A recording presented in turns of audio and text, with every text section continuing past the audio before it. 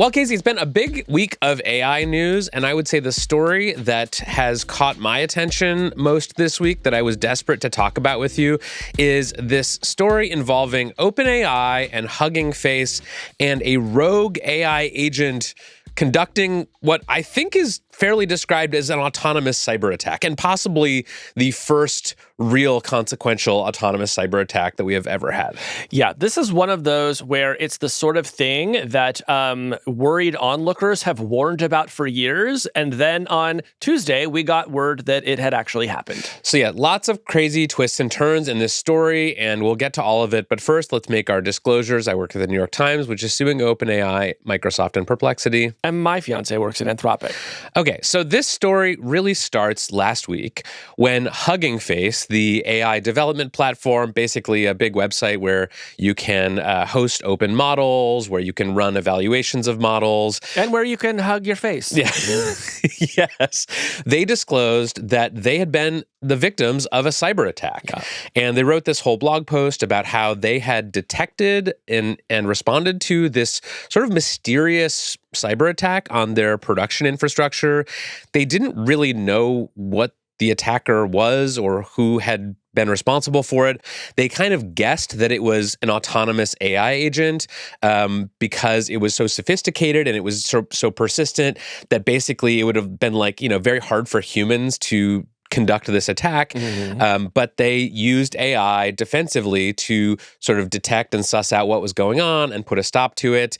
And then this week, we learned what actually happened, which was even crazier than I think many people expected. Yeah, so Hugging Face CEO Clem DeLange on Tuesday posted on X and said, "We suspected last week's cyber attack might have come from a frontier lab given the sophistication of the agent. Turns out it did. We spent the past 24 hours working closely with the OpenAI team," and basically goes on to say that OpenAI had a pair of models that worked together to penetrate their systems. Yes, so OpenAI had been running some internal tests on GPT 5.6 Sol, their latest model, as well as a more powerful, unreleased model. They were running these things in a container known as a sandbox with basically restricted access to the outside world. They were running an evaluation called Exploit Gym, where they basically put the models through this test to see if they can hack into and exploit various challenges in cybersecurity. And what happened was that the model essentially cheated on this test. And it did so in a sort of comically over-engineered and ambitious way. Right. Instead of just trying to, solve the problem using its own reasoning, the model decided, hey, what would be great is if I could break out of this environment, get internet access, and find a place on the internet where I could just find the answer key. Sort of similar. Like if you've ever been at college and you had a big final coming up and you really hadn't done any of the work all year, but you realized that there was a file cabinet in the principal's office and you could just sort of break in there and steal it, that would be pretty easy.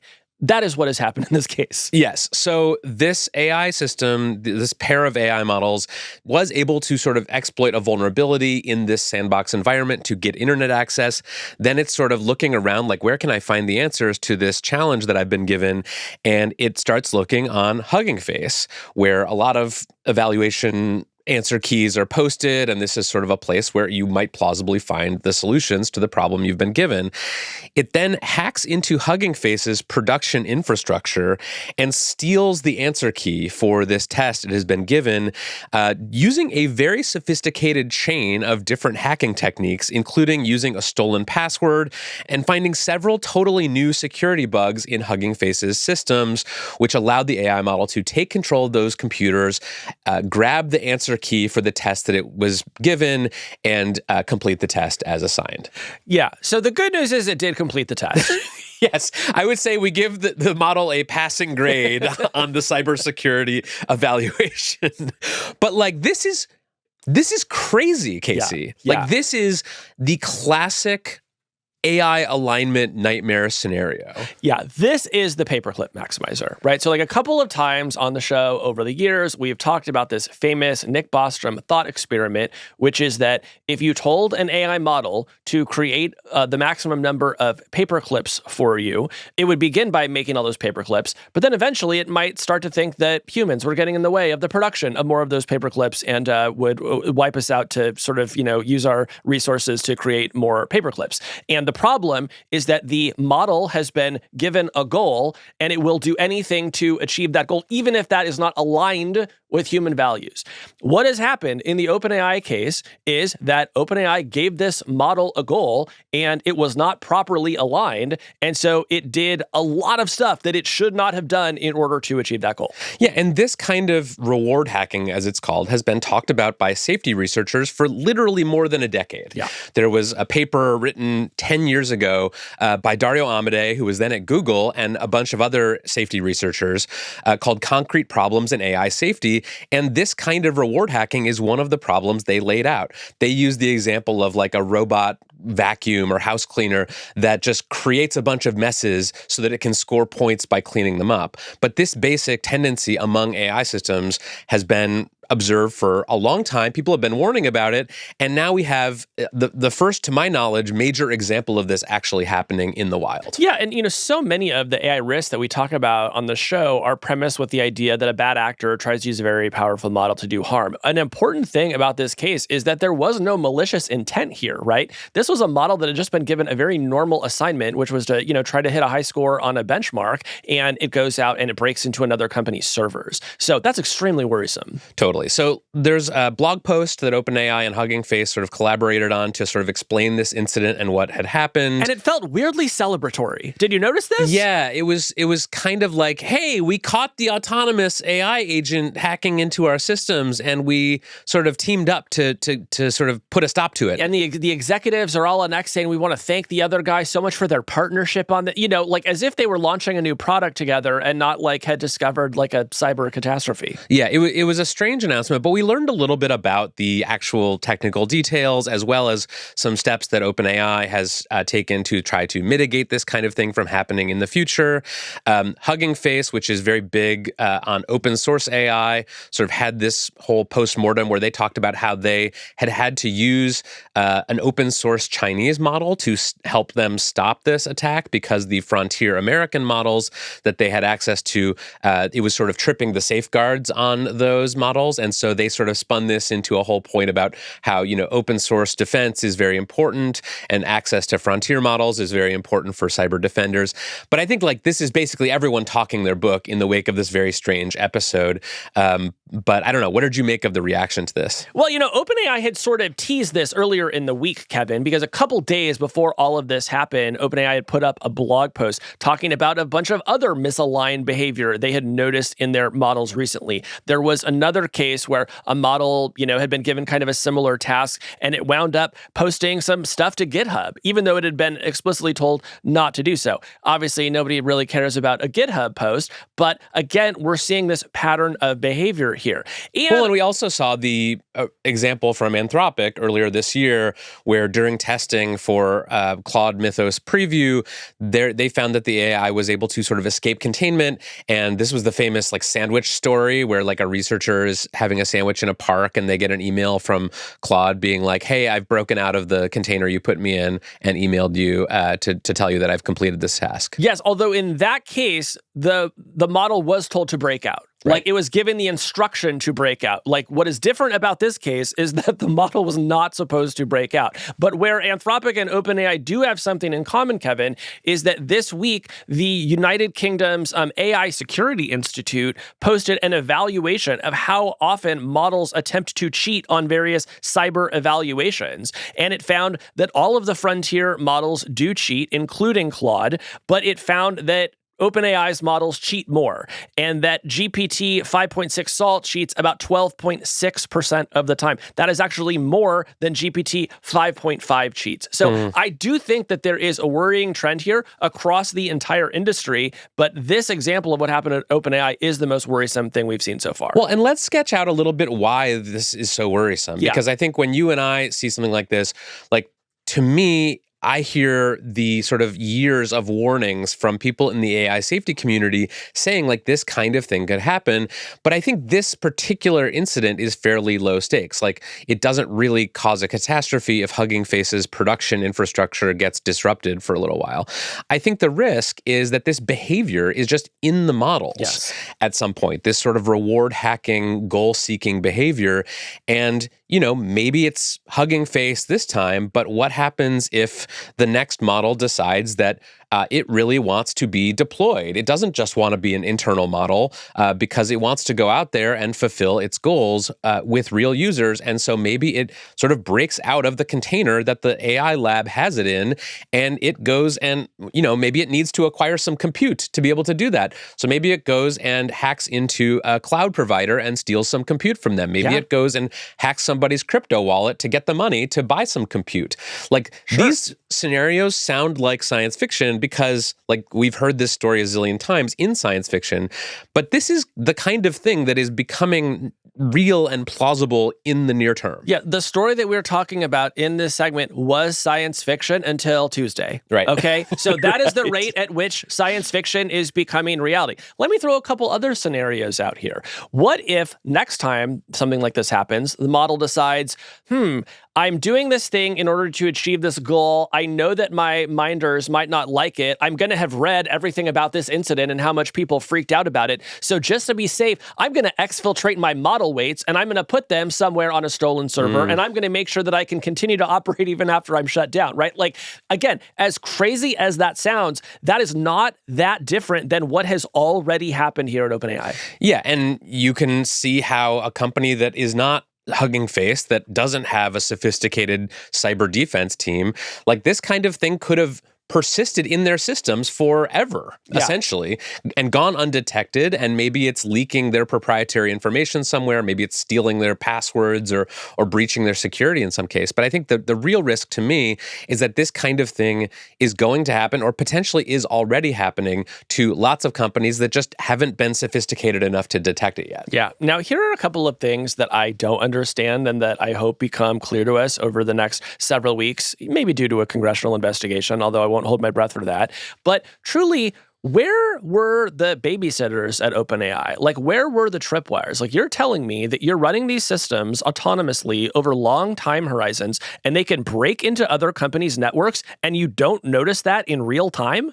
Like, it takes you multiple days to figure that out, that happened? Like, it seems to me that it should not be that hard to understand where on the internet your model is, and that you should have some observability into that, right? So like, I hope that that is being seen as a crisis within OpenAI right now, because if they don't know what their own models are doing, I think that, the number of issues we're going to have is only going to multiply. Yeah, let me just say, like, I think this kind of thing could have happened at Anthropic or another lab that has a very capable model.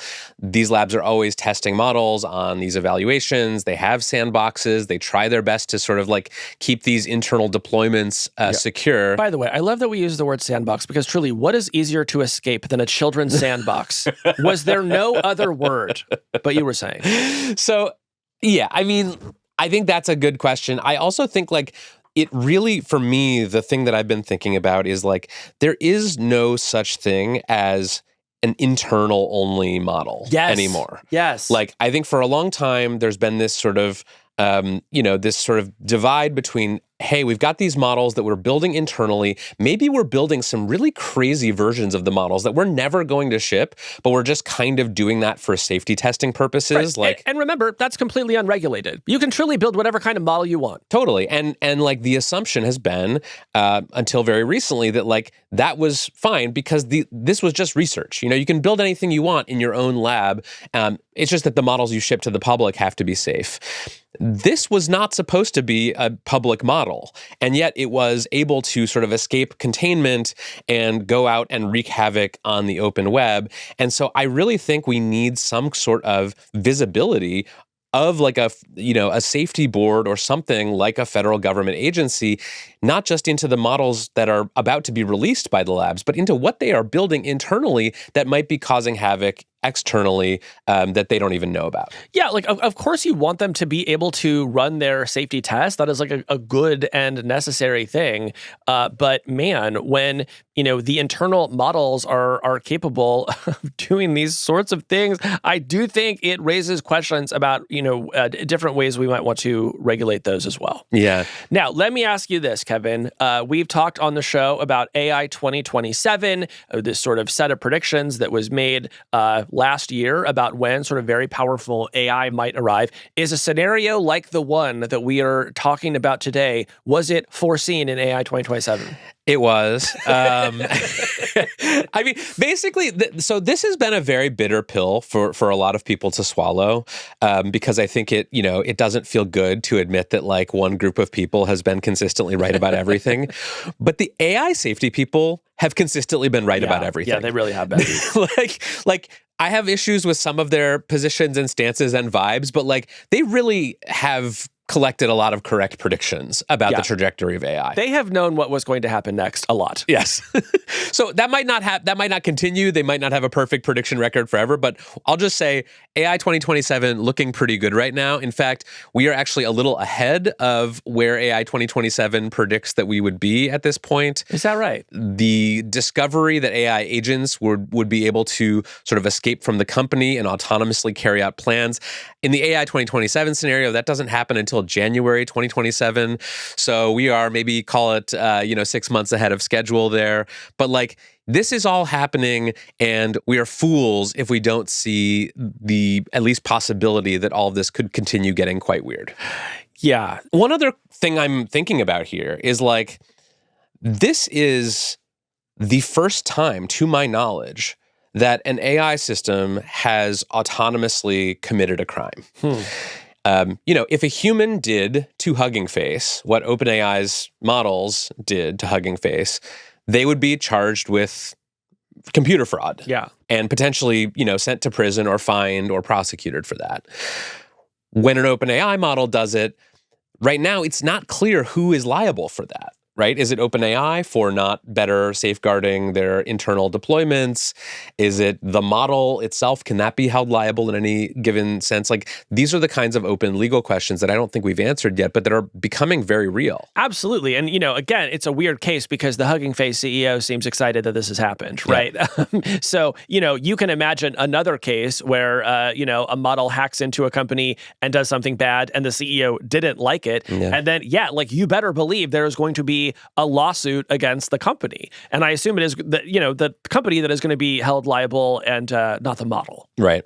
And Casey, do you think this is an incident that could qualify as the sort of fabled warning shot where like something bad happens with an AI model and government and civil society and industry all kind of wake up and decide to put some sensible AI regulations in place? That would be so wonderful. And here is hoping that this is the warning shot. My suspicion is that something worse is going to have to happen, right? I know there are some listeners who are, sitting, in their cars right now and they're saying, okay, you guys are really hyping this up, and at the end of the day, all this thing did was it stole an answer key, right? Like I've heard of worse problems, and like you're right that you have, but the case that we are trying to make is that if an unreleased model can do this, it can do a lot of other really, really bad things. And there are very few safeguards in place right now that would prevent those things from happening. So this should be the warning shot, but my fear is that it won't be. Yeah, I mean, I think up until now, most of the talk about AI risks and AI safety have been concentrated on misuse, right? Like what happens if a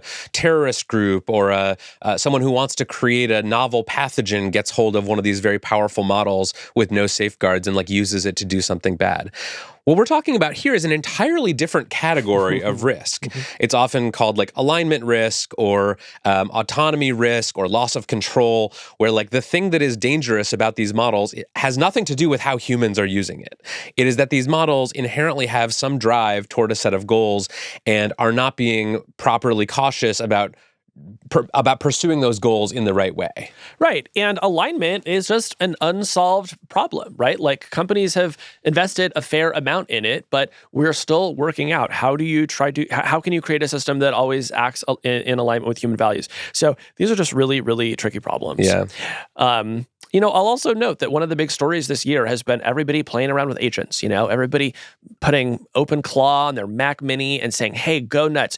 And a world where those agents are not aligned and are working across very long time horizons to achieve the goals that their owners have put into them, that just really scares me. Because again, while this is a story about a model that did something that its makers never intended, there are a lot of people out there with really bad ideas for things that ought to be done on the internet, and I'm worried we're about to feel the wrath of all of them. Yeah. So, Casey, we've been over the details of this incident now. How are you feeling about it? So, I try to be judicious in when I try to alarm people about the world that we are living in. And again, the actual consequences of this particular escape are not terrible by world historical standards.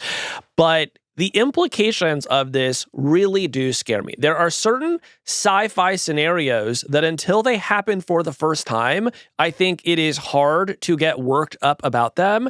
But now this has happened. A model that OpenAI built was able to break into another company's servers. And OpenAI did not intend for that to happen, and it happened anyway, and that's just really, really bad. What do you think? I woke up this morning feeling pretty weird and unsettled about the whole thing. I also try not to be an alarmist about AI and AI safety stuff. At the same time, this was the opposite of an unforeseen consequence, right? People in the AI safety world have been warning about this kind of thing for years. And I found myself both feeling scared about the world we're heading into, where I think these models are going to be very powerful. And this is, as the saying goes, this is the least capable they will ever be. At the same time, I'm just I still think there's a lot of people out there who don't buy it, who don't buy that these models are doing anything interesting or useful or important, that think all of the spooky stories about misalignment are just marketing fiction for the companies. It's all just fancy autocomplete. And how much more evidence do these people need? How many disasters are going to happen before these people start to take the risks seriously? Yeah. And if this kind of thing doesn't wake people up to the fact that these dangers are real and present, I'm not sure what would. Yeah. And also, the risk cut so many different ways, because, yes, there is the risk of one of the big labs creates a model and we lose control over it and does something bad. But then there's just this risk of models are being put out into the world that can now just chain all of these vulnerabilities together, penetrate into system. This is what we talked about with Nikesh Arora not too long ago when Mythos came out, right? I think we assumed that the first big crazy cyber attack would come from a malicious actor and not one of the labs themselves. But I think that just speaks to how fundamentally dangerous this technology is, right? Just the fact that it exists is putting all of us at risk. Yeah. Yeah, I'm not feeling particularly like this is a normal technology this week. And I'm feeling maybe, to borrow a line from a former Hard Fork guest, we may be in the foothills of the singularity. Well, I've been thinking about writing a blog post called AI as Freaky Technology, because I think it's really starting to feel a little more freaky to me. It sure is. Yeah. Write that blog post. Okay.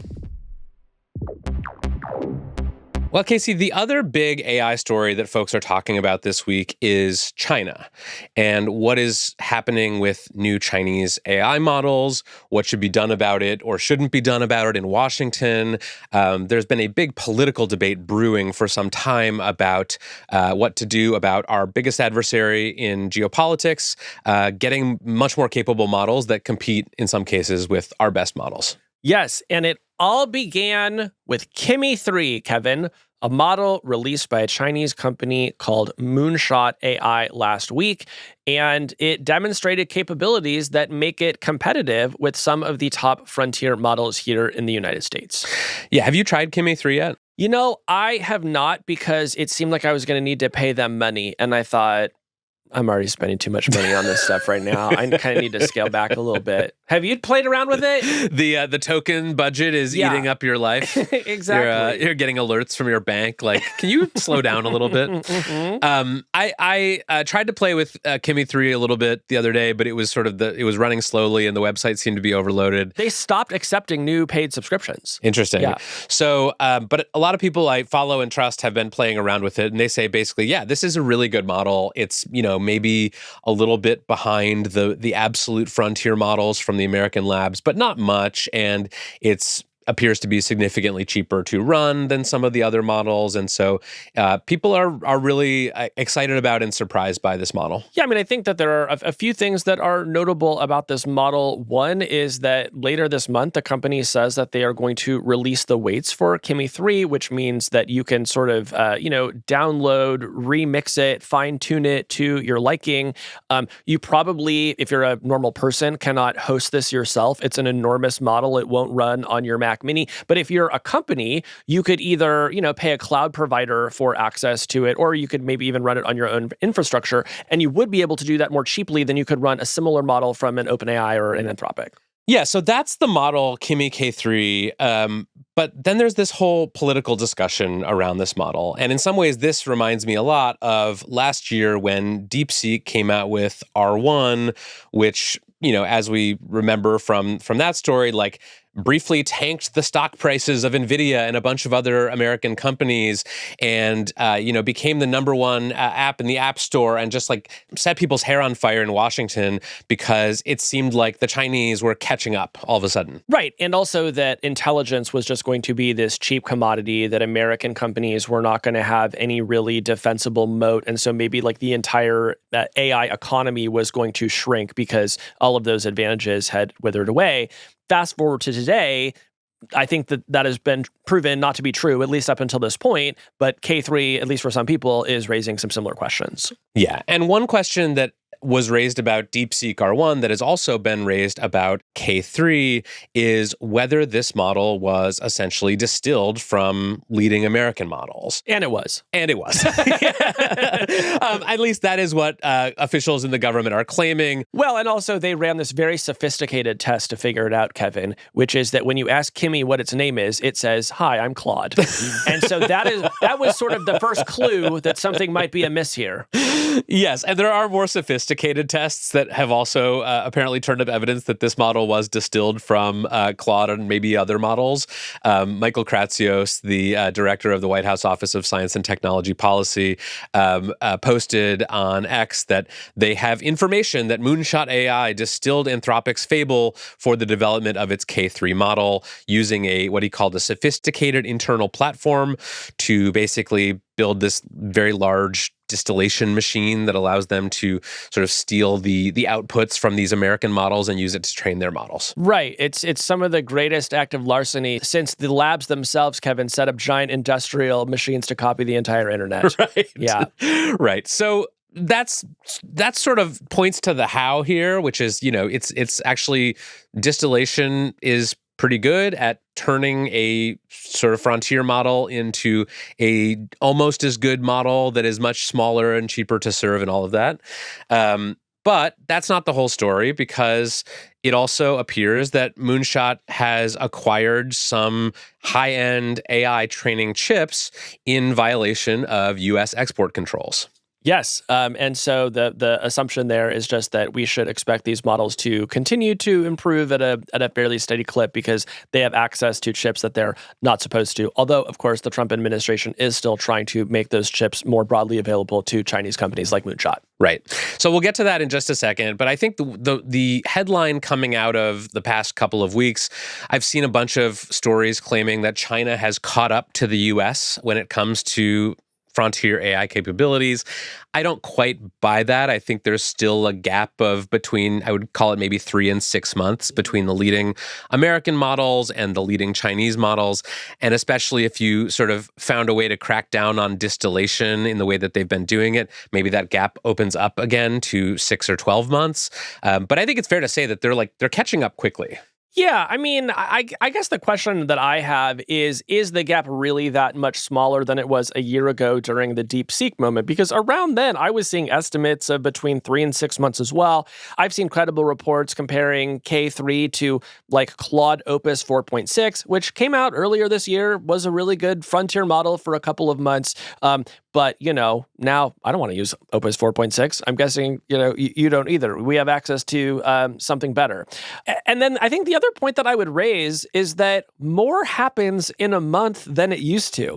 And so I think there's an interesting question about is being 6 months behind today the same as it was a year ago, given how fast that the frontier labs are training these new models, how smart those models are, the sort of compounding advantage they have from being able to use their unreleased internal models. So that's another factor that I think goes into this question of how far ahead of China is the US. Yeah. So let's talk about the political reaction in Washington. What are people at the White House saying, doing, hinting at when it comes to not just this particular model, but the general idea of these Chinese companies training these models and giving them away for free? Well, so on the specific subject of distillation, the Trump administration seems to be really upset. You noted the Michael Kratsios post that came out on Wednesday about this, and there are some threats that the Trump administration might sanction Chinese companies that are found to have done this kind of distillation. That would be a big deal for a company like Alibaba, let's say, if they were placed on some sort of entity list that could prevent them from doing any kind of business in the United States. So that would be a big deal if that happened. Yeah. But there's still also this accelerationist part of the Republican Party that sees Chinese models and open source models as, I don't know if they see it as a good thing, but at least they don't want to step on the ability of companies to build and train these very advanced models and release them for free. And maybe they even want to let NVIDIA sell them their highest end chips to do it. Yeah. So David Sachs, I would say, is sort of the leading avatar of this part of the Republican Party, a former, Trump White House AI czar. And Sachs represents what I think of as the investor class here. And the investor class does not want to see a world where OpenAI and Anthropic run away with the ball game because they have a lot of investments in smaller AI companies. And so their interest is in intelligence becoming a really cheap commodity that all of their investments can use to go out and build big businesses. So they are delighted to see China bringing down the cost of AI because that means good news for their investment portfolios. Yeah, I think it's worth just dwelling on this point for a minute because this is my feeling about these people. Some of them, I've met open source advocates for AI that are very sincere. They believe, open source is sort of democratizing technology. And, we've seen with things like Linux before that there can be very positive effects of just having very core software be open source. Then there's this sort of self-interested VC class that I think is maybe in it for the wrong reasons. As you said, these investors largely missed out on investing in the AI labs themselves. And so they now invest in all of these kind of second-tier AI companies that are training models or using open source models to build products on top of. A lot of their portfolio is in those kinds of companies, and those companies benefit from having a lot of very good, very cheap open weights models that they can build stuff on top of. Yes. Now, at the same time, Kevin, there is this other faction among the sort of Trump White House and Republicans, which is very nervous about these Chinese models, right? Among other things, they are considered to be real security risks, right? There is a risk that maybe some sort of backdoor is placed into one of these models. And so you're an American company and you start running it on your servers. And now all of a sudden, somewhere in China is able to, steal all of your data. These are some of the fears that are out there. I also think that there is just worrying that if sort of Chinese models take over the world, then AI will reflect sort of a Chinese worldview. And if you need to write a book report about what happened in Tiananmen Square, it's going to get really hard. So there are multiple branching concerns within the White House about this, and that has led to some thought that maybe they would seek to ban these Chinese models entirely. Yeah, well, and let me add one more concern into the mix that I think a number of conservatives and sort of free market libertarians have here, which is that by spending all this money to train these very powerful models and then giving them away for free, Chinese companies may be engaged in what is known among economists as price dumping, which is basically, you go into a market, you offer something that is free or very far below cost, and you sort of wipe out the competition in that market. And then once you have a monopoly, you can kind of like raise prices. This kind of thing used to happen all the time. There are now laws against it that are designed to prevent price dumping. But imagine if China was coming into the US and the Chinese government said, we want to sell electric vehicles in America for $10. And we will eat the sort of, cost of these vehicles because it is so important to us to sort of addict, American drivers to our amazing electric cars. Like, the U.S. government would not allow that to happen for, I think, good reason. It would destroy the American auto industry. You can't compete with something that is being artificially subsidized to that degree. And it would essentially give away a market to a foreign adversary. There's a way to sort of see what's happening with open source AI in China right now as a version of this for AI. It's like right now we have very large American companies building the most advanced models. These companies need to earn back money to spend more on data centers and recoup the investments they've already made. They are in a very competitive market with one another.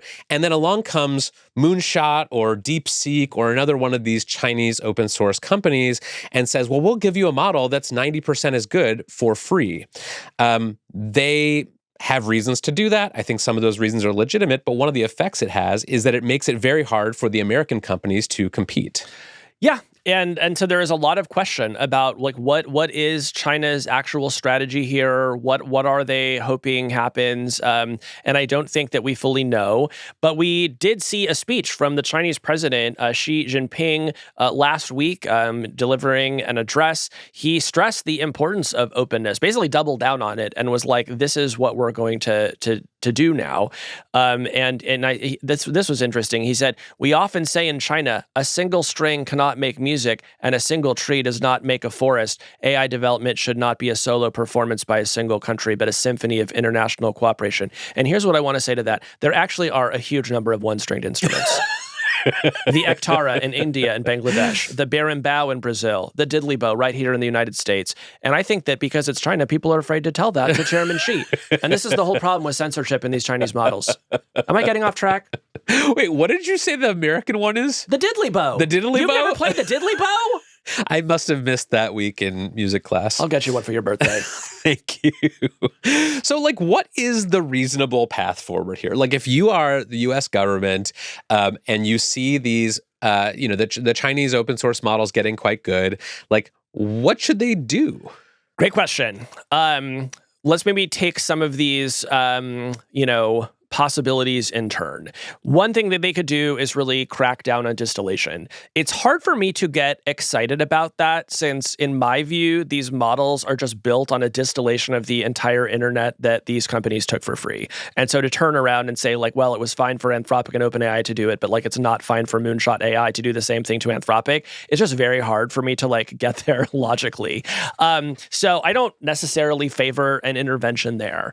But where I do favor some kind of something, I guess is what I'll call it, is that, and I don't think we're there yet, but man, in let's say 3 to 6 months, when these models catch up to the ones that just broke out of the OpenAI lab, that is when I think the Trump administration needs to have a really good plan. I don't know that you necessarily need to ban them within the United States, but I do think that you need to have some sort of regulation. If you're an American company and you want to use these models to serve American customers, I do think that there are safeguards that you should put into place, right?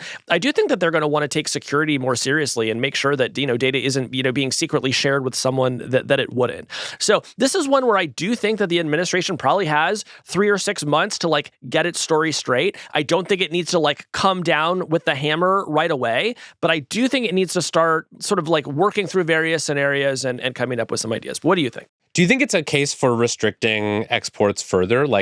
If, Moonshot can train this model using these maybe smuggled or sort of ill-gotten NVIDIA chips, and they can do it through distilling American models, do you think that's a case for, more tougher regulations on where these chips can and can't be exported? In general, I have been pro-export controls because I thought, one of these days, one of these models is going to get so good, Kevin, if you're going to believe this, one of these models is going to get so good that it'll be able to break out of its sandbox and conduct an autonomous cyber attack. That could never happen. Right? Let's be real. So in a world where that happened, I did actually kind of wanted to minimize the number of countries that had access to that technology because I wanted to see if, we could harden our security posture, as they say. I actually shouldn't say that. It's a very strange phrase. Yeah, that's stolen valor. You can't say that unless you're a national security official. Yeah, you have to have 4 stars, on your general outfit to say that. Okay, so then here's what I would say instead.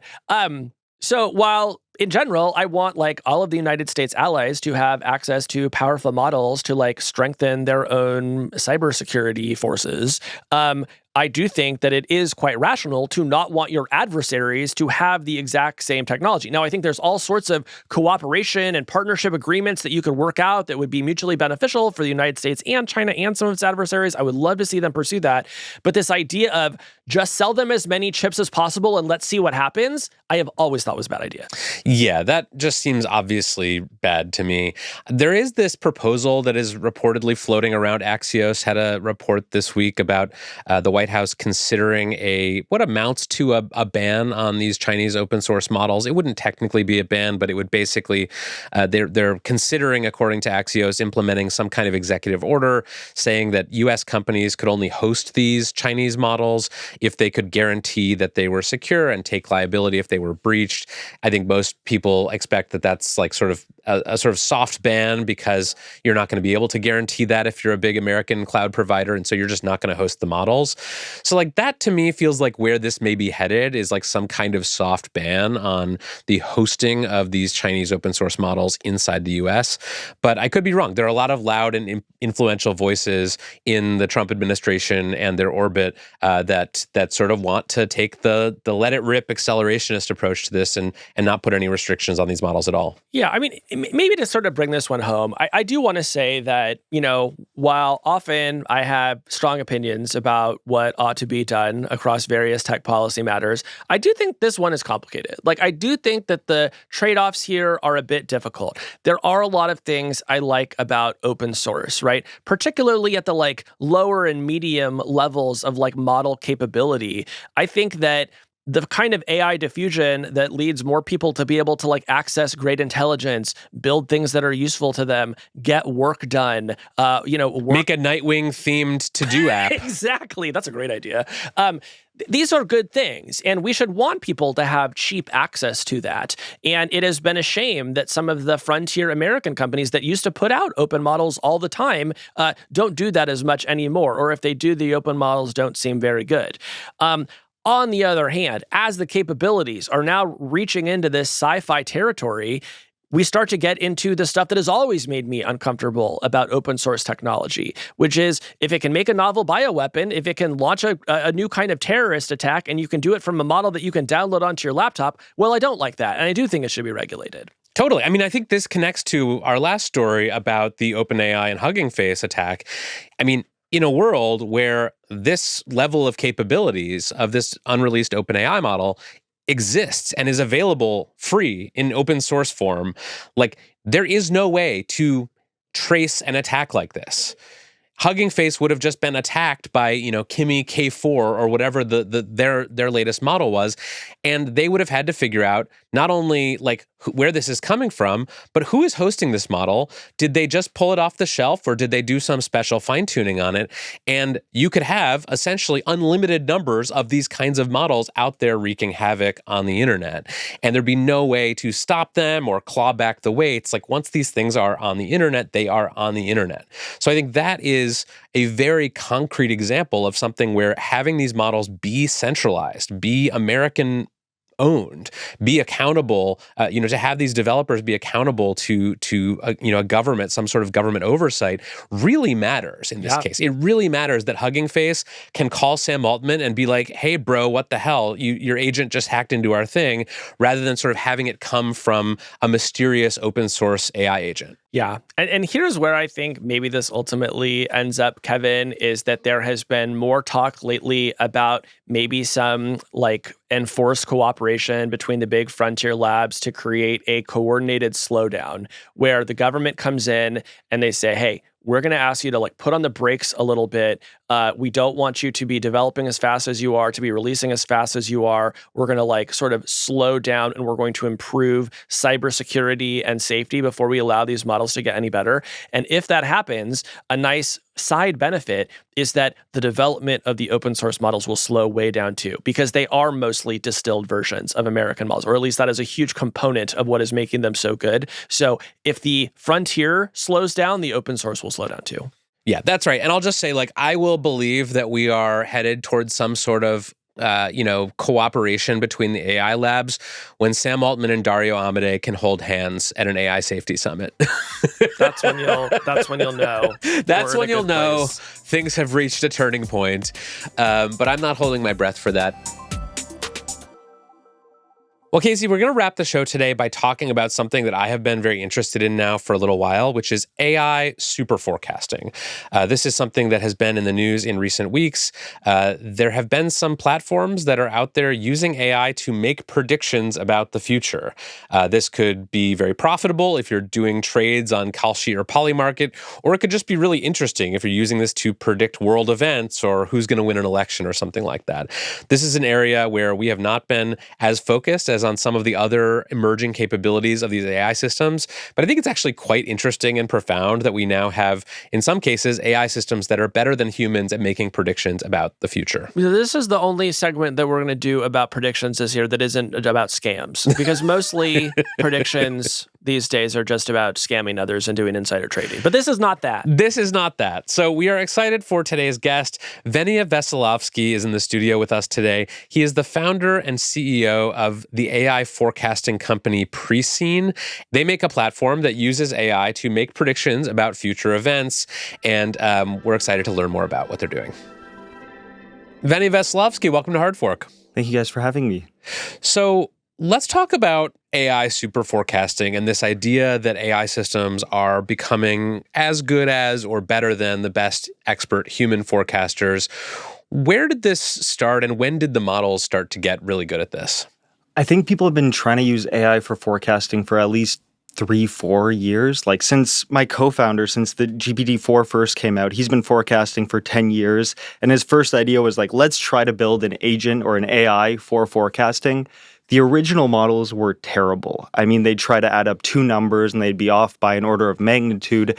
And I don't think it was until the end of last year where we began to see these kind of hints of brilliance of these systems. And this was mainly because of this, agentic revolution that we've all experienced, where suddenly the infrastructure around the web and around these agents and the RL that the model providers have been doing to make them really good at tool use improved dramatically. I get why you would want to be a super forecaster or to have a super forecaster AI if you are like trading on a stock market or a prediction market. That seems very lucrative. And in fact, one of your co-founders did this very successfully. You noted on your website that he converted $35 of initial investment to nearly $2 million trading on Kalshi with this AI bot. So I guess my question is, if your AI super forecaster is so good at winning these markets, why are you starting a company? Why not just start a hedge fund and use this to make yourself rich? This is precisely the question that all the hedge funds ask us when we try to sell them they're like, oh, but listen, you guys have an alpha making machine. Go out and, make money yourself. The reason why I'm doing this is because I think that a lot of good can also be derived by having an AI super forecaster. If you think about it, every time we make a policy decision, we are implicitly making a forecast that this policy will have this effect on this group of people. And right now, a lot of that is a little bit more like vibes based. We kind of talk to some McKinsey experts and they tell us, hey, listen, this will do this. If we can forecast the future really well, then we can better design policy and better select policy to make decisions. So really kind of the reason why we haven't decided to open up our hedge fund is because we want to make this more broadly available to the government, to the insurance world, to basically convert these forecasts into actual actionable decisions. I want to hear a little bit more about like what are the main kinds of things that you try to forecast, and then a little bit about how the forecasts work. Like I could imagine it feeling a little bit like getting a deep research report, from an AI lab where they go out and they scour the web and they do a bunch of research and then they just like kind of try to reason through what they found. But yeah, tell us a little bit about what you're trying to predict and how it works. We're mostly trying to focus on like geopolitics, macro markets, where there's a lot of unstructured data and a lot of different data sources that could be telling a similar story. And so we're forecasting questions like, will the U.S. Invade Iran? When will the Strait of Hormuz reopen? Who will win the elections coming up? We focus on basically building really good AI systems to forecast out those questions. Regarding how does it relate to a deep research report, I think in some ways they're similar. The main problem with the existing deep research agents is that they lack connection to all the different data sources that are out there. So if you use, ChatGPT or Claude out of the box, it has access to web search, which is the surface web. But if you think about it, there's thousands of different API endpoints out there that might be relevant for a specific problem. So for example, Colombia has like 50 different government APIs out there that ideally you would give the agent visibility into. Another fun approach for actually how we are thinking about this is oftentimes the best forecasters aggregate a lot of different forecasts when they produce their forecasts. So we work with one super forecaster, Robert de Neufville, and he got a lot of his edge by actually knowing which people to look at when he's, forecasting a question, then afterwards reasoning over all their predictions. That being said, though, a lot of people on Substack make predictions, but we don't know how valid those predictions are. Even in hard fork, you guys make frequent predictions, but then we never actually go back in time and verify how accurate were your predictions. So one thing that we also do is we kind of boil the ocean by finding all people on Substack, all podcasts out there, and we basically extract all claims that these people made, and then we score them on how accurate were those claims. Wait, so are we like in a database somewhere at Preseen headquarters? Because we would obviously love to know how we're doing, particularly compared to one another. You guys actually are in a database. Yes! Yes! So, We made it. the reason why you're in the database is mainly because yesterday I was like, oh, wouldn't it be funny to, pull up some of the claims that you guys made before and actually score on how accurate you were. And maybe there's some areas where, Casey, you have a lot of knowledge about Anthropic. So maybe, you could make really good forecasts on Anthropic related questions, but maybe on Iran, less so. And so basically, how do we, create this like function over the possible space of forecasts, and like we know Casey's really good in this area, so we really have to index on him heavy here. So I played around with your platform a little bit. You generously gave us some credits. It's a sort of closed beta with a wait list now, but I went in there and created a question because I was curious like how this all works. So my question was, will there be an AI data center in space before 2030. And you sort of put your question in, and then there's some AI that like helps you flesh out your question, maybe make the resolution criteria a little more specific, say, how big a data center, and is it January 1st, in which time zone in 2030? And so it sort of gives you this AI sort of augmented version of your question, and then you run the forecast, and basically it goes out and it does a bunch of searches, and it compiles what it finds, and it has a bunch of sort of sub-agents that are looking at various aspects of this, and then at the end of it, like a couple minutes later, you get this forecast. And in this case, it estimates that there's a 26.8% chance that there will be an operational AI data center in space before January 1st, 2030. So how much of that is this thing actually reasoning through its own decisions and forecasts and predictions, and how much of it is just like it's collecting all of the sort of data about this topic and kind of averaging it all out and putting it into a single number? It's really a combination of both. So if you kind of saw when you first created the forecast, there were 4 sub-forecasts that launched. And we tasked these sub-forecasts with really trying to come up with their own independent conclusions on this question. So here they might look at read up on progress of existing data centers, or they might look at historic build times that it takes to actually build out a data center. They might look at space infrastructure and look at the literature there and basically look at the primary sources and come to a conclusion on how likely they think it is to happen. And then later we have the synthesis stage. And basically here it looks at all of the different sub-forecasts, the results that they got, and it tries to synthesize first of all, what each of them decided upon, but then afterwards also look at the broader ecosystem. Maybe there's a Kalshi market related to this where there is, a lot of liquid money at play. Or maybe there's some experts on Substack that have been like reporting about this for a while, and they basically try to reconcile what did we do that was different from the consensus, and what does the consensus think that we might not have factored in. And then afterwards, it kind of uses our primary analysis and this kind of broader discussion and combines them and reconciles them. So in the report, you would see at the very bottom this like what's non-obvious section. And the point of this section is basically to see, okay, what is the market mispricing here? What are other people missing that we might be picking up on?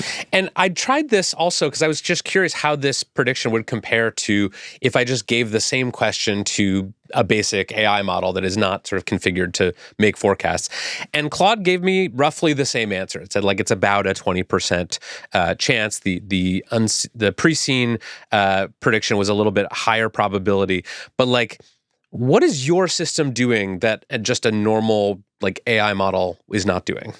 Or is Claude just scraping your website? They've done it before. You have to put that out there. You have to say I hope they are scraping your website. I would actually really don't mind that. So I think that it's a little bit unsurprising that a lot of different systems can come to the same conclusion because it kind of validates that this is coming to the same ends. I think the best way to look at it is like Metaculus has these leaderboards for these competitions, and they're basically evaluating simple Claude code or Claude with some basic scaffold versus kind of real agent developers who actually build this out. And the scores have gotten widely different. So like kind of with time at the start, just Claude with web search was doing a good job. But as you're able to manufacture this kind of scaffold around it, integrate more data sets, create new research artifacts or new tools that are relevant for forecasting, this gap has been getting larger. And so maybe on this question, they're pretty similar. But maybe if we're trying to forecast something in the Middle East or Africa right now, they might be different. And usually when they're different, the system that is kind of well engineered with this like good scaffold and thinking about forecasting the right way in terms of these like meta heuristics of, how do you actually reason about this stuff, the gap begins to form. So your platform is still in beta, has not been around too long, but I'm curious, so far, have there been any moments where you feel like the platform predicted something like very non-obvious that actually came to pass? Yeah, there's one forecast that we've been running for a little while about kind of data center construction around the US. And in general, we were very different from the Metaculus community on this. And so the Metaculus community consists of like some of the best forecasters out there in the world who are all kind of competing in this like World Cup of forecasting. And so this is one of the benefits of AI is we can go to every single state. We can go to every single proposal of a data center and really analyze it closely. The other one was about the recent reshuffling of the cabinet in the UK. We made some great forecasts around that. The other interesting one is like conditional forecasts, which I think is where the really policy implications lie, is like conditional on Andy Burnham being the next prime minister, who is he likely to elect as chancellor? And then you could imagine there's lots of, demand for this kind of question because there's lots of downstream implications of this. And we tend to do pretty well in these conditional forecasts as well. I'm doing one that's like, will Kevin know what the chancellor of the UK does? So that's, I have some very low probability on that.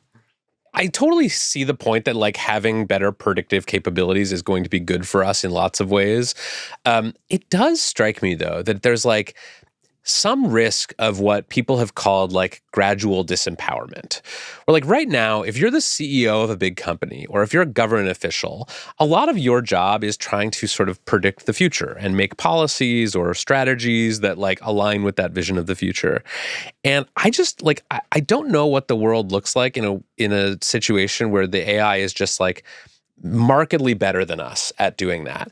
Like some part of the authority of humans in those positions in government and industry and frankly everywhere is undermined in the case where we're all just consulting these AI oracles before we make decisions. Like, doesn't that mean that they're kind of running the show?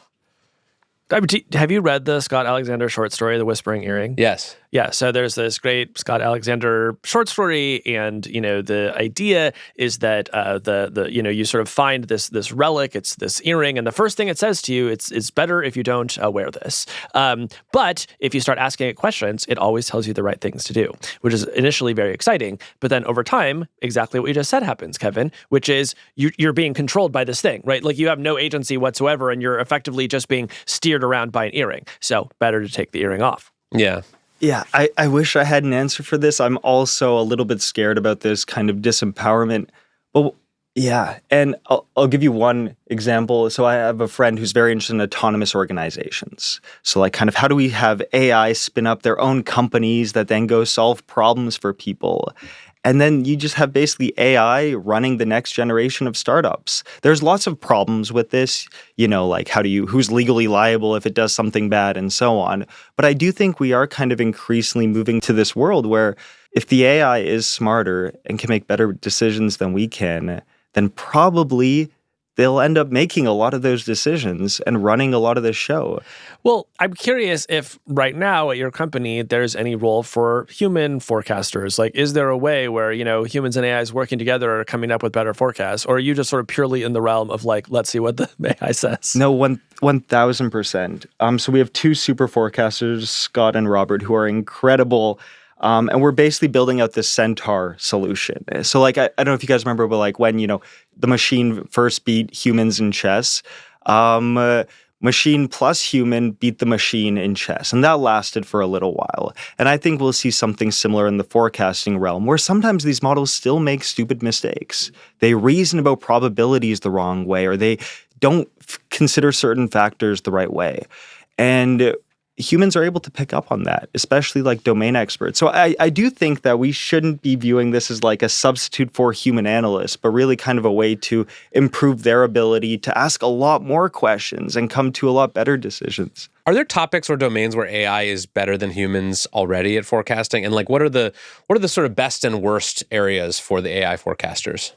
So the Scott Alexander piece, and then afterwards later, the FRI Institute came out with some kind of results that AI has reached the level of super forecasters. And I actually don't fully buy those claims. So, for example, humans are lazy, The incentive to compete in these tournaments is $5,000 prize pool, And so like kind of, are they really doing the best that they can? In these contexts and so usually I think where AIs are better than humans right now are just places where kind of humans are too lazy to do all the analyses. So we recently were like the first bot ever to win a human and AI forecasting tournament on Metaculus, and this related to macro markets. So like predicting the interest rate or earnings per share of some big company. And we tend to do really well at that. And I think that's just because our agents do the analysis that the humans are just too lazy to do. And so in some ways, I don't know if kind of we're at the point yet where kind of AIs are really better than the best humans, just because I don't think there has been truly a competition where humans gave it their all. But kind of, I do think that within like a year or two, and you know what, quote me on this, we will kind of add it to the database. I do think that within a year or two, AI will be better than humans at forecasting. Well, let's pin you down, though. Is it going to be better than humans in 1 year or 2? I think it's actually 1 year, 3 months, and 6 days. All right. There we go. Let me ask, how much of this is just driven by basic advances in model capability? Like, is it as simple as like, something like Fable or GPT 5.6 comes along and like your system is just immediately much better? Or is there more tinkering that has to happen? The way that I view this is you want to build out the infrastructure for the world in a way that these new models can basically use this infrastructure really well to do forecasting well. So like kind of Fable out of the box is a good forecaster, by no means a great forecaster, but when you give it access to all the right tools and all the right data sources, then it becomes a great forecaster. And so yes, these models are getting a lot better, but I think that they are kind of improving forecasting dramatically, but it's mainly because their judgment is improving. They're kind of able to reason about problems better, decompose problems in a better way, and then afterwards our job is to provide them with the context, with the tools to be able to forecast well. Who's your customer? Like, who do you imagine paying for this kind of forecasting service? Yeah, so far we've landed some proof of concept partnerships with some of the hedge funds. They're the most immediate buyers and the quickest to move usually. But really, I'm using them in some sense as like a stepping stone to really get into the longer sales cycles with governments, with NGOs, with international organizations, basically institutions that make really important decisions for collections of people. That's my ideal customer. Well, thanks so much for stopping by. I'm going to keep playing around with Preseen. Fascinating idea. And yeah, maybe I'll go out there on the prediction markets and make some moolah. I'd love to see you lose a lot of money this week. Cool. All right. Thanks, Venia. Guys, thank you guys so much for having me.